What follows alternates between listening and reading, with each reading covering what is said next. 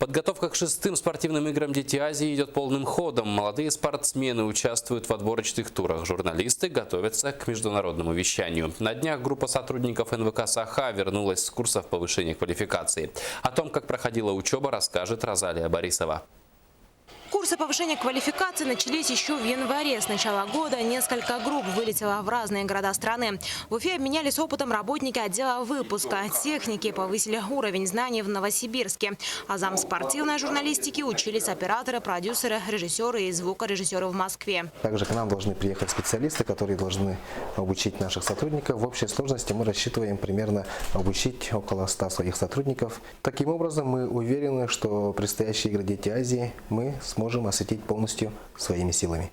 На курсах сотрудников знакомились с новыми формами, международными стандартами спортивного вещания. А зам спортивной журналистики сотрудники НВК «Саха» учились в Академии медиаиндустрии. Практические занятия проходили в главном спортивном канале страны «Матч ТВ». Люди, которые готовили кадры к Сочи-14, тоже все это происходило здесь, в Москве. Поэтому здесь есть и специалисты, педагоги, и есть лучшая аппаратура страны, которая показывает трансляции и по игровым видам спорта, таким как футбол, хоккей, по дистанционным, биатлон и многие другие. И, безусловно, та учеба, эти навыки, которые здесь приобретут сотрудники НВК «Саха», они для них будут уникальными, и они их используют в играх «Дети Азии». В течение 10 дней группа журналистов следила за работой федеральных каналов, встречалась с продюсерами спортивного канала «Матч ТВ» и «Вести-24». Принимала участие в трансляциях соревнований по хоккею, баскетболу, футболу и художественной гимнастике.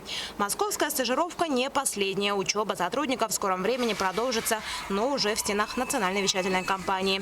До игр «Дети Азии» осталось чуть больше 3 месяцев. К спортивным играм компания должна подготовить около 100 сотрудников, которые должны показать игры по всем стандартам международного вещания.